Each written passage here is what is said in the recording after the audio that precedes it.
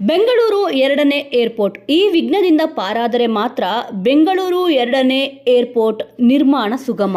ರಾಜ್ಯ ಕಾಂಗ್ರೆಸ್ ಸರ್ಕಾರವು ಬೆಂಗಳೂರಿನ ಭವಿಷ್ಯಕ್ಕಾಗಿ ಎರಡನೇ ಏರ್ಪೋರ್ಟ್ ನಿರ್ಮಿಸಲು ಸಜ್ಜಾಗಿದೆ.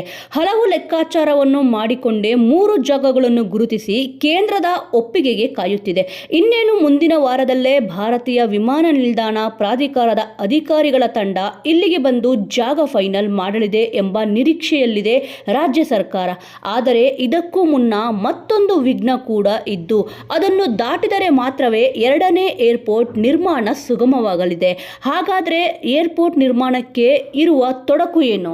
ಬೆಂಗಳೂರಿನ ದೇವನಹಳ್ಳಿ ಬಳಿ ಕೆಂಪೇಗೌಡ ಅಂತಾರಾಷ್ಟ್ರೀಯ ವಿಮಾನ ನಿಲ್ದಾಣ 2 ಟರ್ಮಿನಲ್ಗಳೊಂದಿಗೆ ಕಾರ್ಯಾಚರಣೆ ನಡೆಸುತ್ತಿದೆ. ಇಲ್ಲಿ ದಟ್ಟಣೆ ಹೆಚ್ಚಾದ ಕಾರಣಕ್ಕೆ ಪರ್ಯಾಯವಾಗಿ ಎರಡನೇ ಏರ್ಪೋರ್ಟ್ ನಿರ್ಮಾಣಕ್ಕೆ ಮುಂದಾಗಿದೆ. ಆದರೆ ಇದಕ್ಕೂ ಮುನ್ನ ಬೆಂಗಳೂರಿನ ಏರ್ಪೋರ್ಟ್ ಆಗಿ ಕರೆಸಿಕೊಂಡಿದ್ದು HAL ಏರ್ಪೋರ್ಟ್.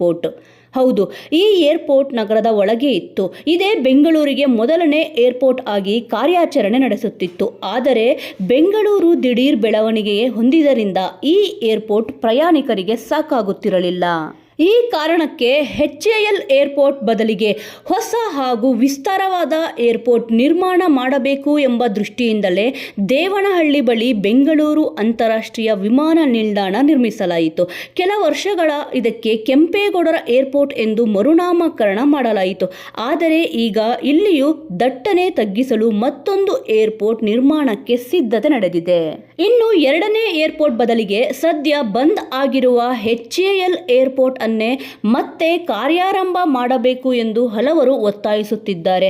ಇದಕ್ಕೆ ಪೂರಕವಾಗಿ ಬಿಜೆಪಿ ಸಂಸದ ತೇಜಸ್ವಿ ಸೂರ್ಯ ಕೂಡ ಧ್ವನಿ ಎತ್ತಿದ್ದಾರೆ. ಇತ್ತೀಚೆಗಷ್ಟೇ ಕೇಂದ್ರ ನಾಗರಿಕ ವಿಮಾನಯಾನ ಸಚಿವ ರಾಮ್ ಮನೋಹರ್ ನಾಯ್ಡು ಅವರನ್ನು ಭೇಟಿಯಾಗಿ ಮನವಿ ಸಲ್ಲಿಸಿ ಬಂದಿದ್ದಾರೆ. ಬೆಂಗಳೂರಿಗಾಗಿ HAL ವಿಮಾನ ನಿಲ್ದಾಣ ಪುನರಾರಂಭಕ್ಕೆ ಅವರು ಸಕಾರಾತ್ಮಕವಾಗಿ ಸ್ಪಂದಿಸಿದ್ದಾರೆ ಎಂದು ತೇಜಸ್ವಿ ಸೂರ್ಯ ತಿಳಿಸಿದ್ದಾರೆ. ಈ ಸಂಬಂಧ ಶೀಘ್ರದಲ್ಲೇ ದೆಹಲಿಯಲ್ಲಿ ಸಭೆ ಕೂಡ ನಡೆಯಲಿದೆ. ಇನ್ನು ಕೇಂದ್ರದಲ್ಲೂ ಬಿಜೆಪಿ ಸರ್ಕಾರ ಇರುವುದರಿಂದ ತೇಜಸ್ವಿ ಸೂರ್ಯ ಅವರ ಬೇಡಿಕೆಯಂತೆ HAL ಪುನರಾರಂಭ ಆಗುವ ಸಾಧ್ಯತೆಯೂ ಕೂಡ ದಟ್ಟವಾಗಿದೆ. ಎರಡನೇ ಏರ್ಪೋರ್ಟ್ ನಿರ್ಮಾಣಕ್ಕೆ ರಾಜ್ಯ ಕಾಂಗ್ರೆಸ್ ಸರ್ಕಾರ ಮುಂದಾಗಿರುವುದರಿಂದ ಆ ಮನವಿಯನ್ನು ತಿರಸ್ಕರಿಸಲೂಬಹುದು ಅಥವಾ ಮುಂದೂಡುವ ಸಾಧ್ಯತೆಯೂ ಕೂಡ ಇದೆ.